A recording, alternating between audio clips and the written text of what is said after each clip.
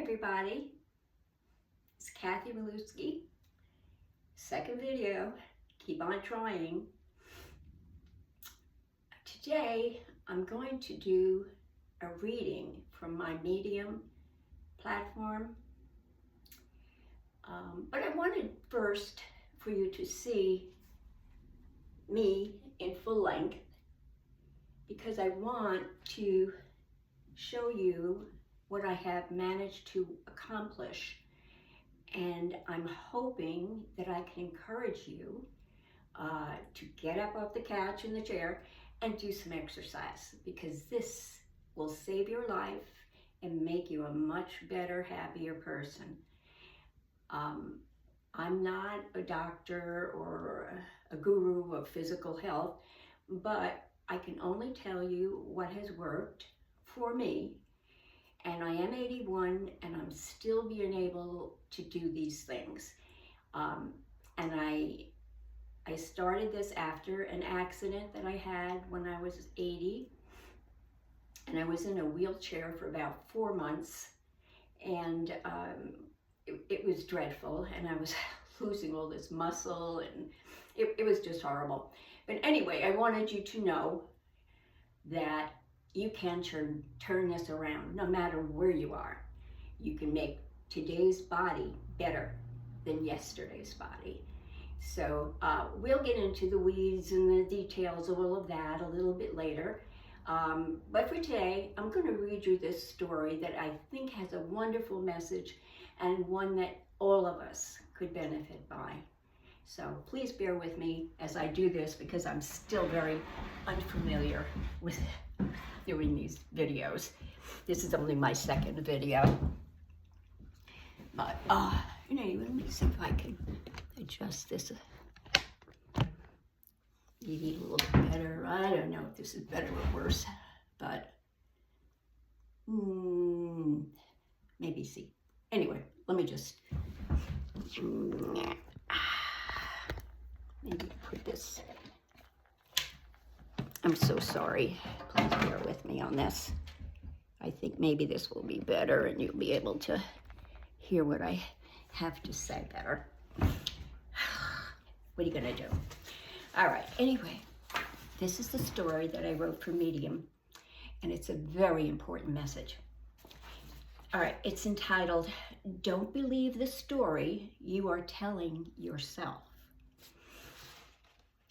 And I have as a subtitle, "If you repeat it, you own it."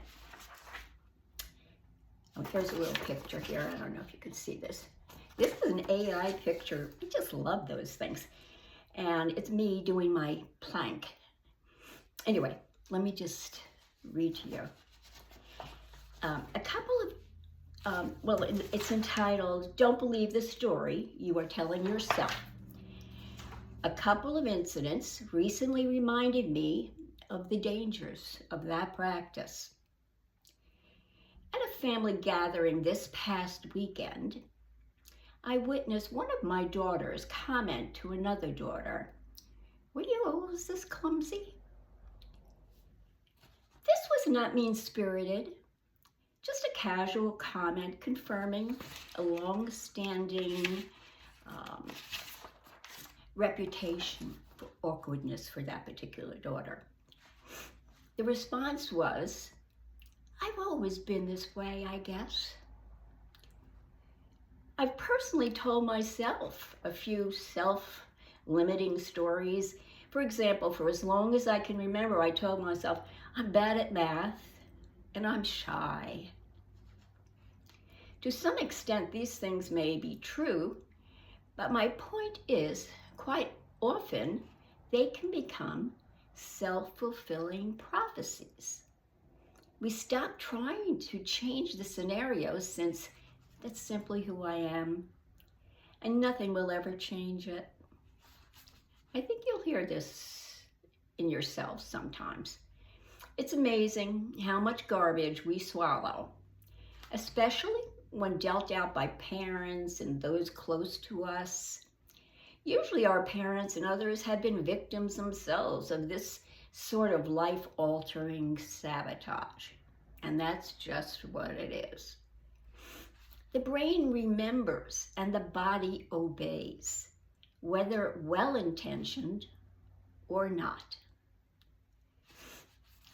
The second incident was a couple of articles on Medium that I read. In the articles, the writers were extolling the virtues of accepting that aging is inevitable, and hearing creaky joints and accepting limited abilities was okay, and there was nothing we could do about it. Once again, we are telling ourselves a story that no matter what we do, this is our fate.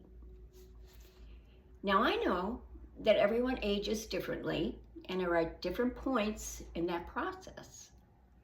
I accept the fact that perhaps we cannot do all the things we did when we were in our 20s. However, let's try reverse engineering that thought. I'm 81 and I can now do things that I could not do in my 20s. This is admittedly a bit of a reverse thinking, but it is true. I can do a 3-minute plank, which I never even thought about doing in my 20s. I never gave a thought to fitness till I entered my 40s.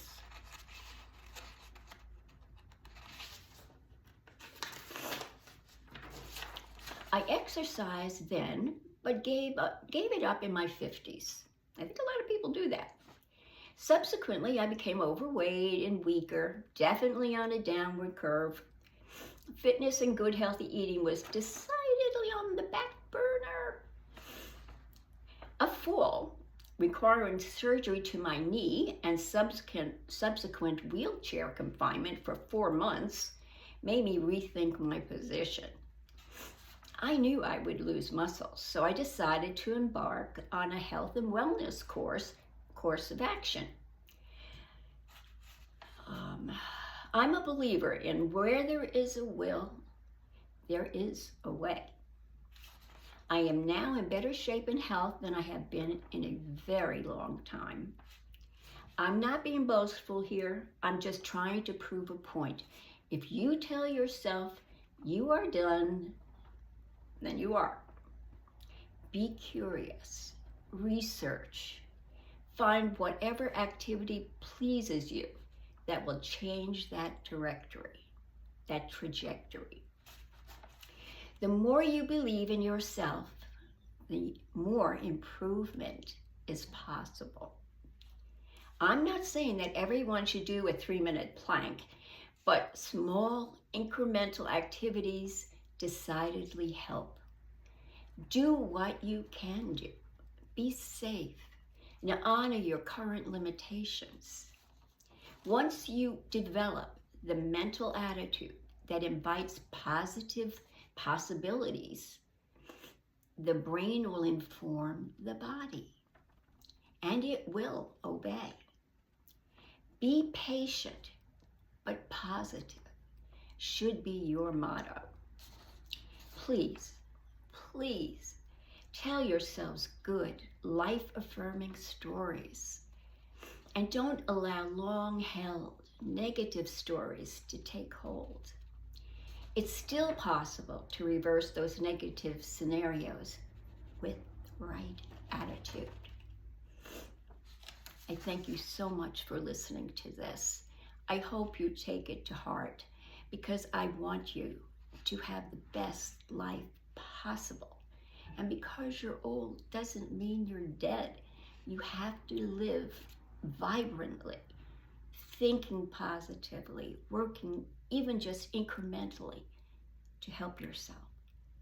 I'm going to try and help you do that. I'm going to put out some videos and things that I've written about and some exercises that I've done. So anyway, that's it for my second foray into YouTube's-ness. I hope somebody hears this and listens and subscribes to my channel. Thank you so much. I really appreciate your time. Have a good day, sweeties.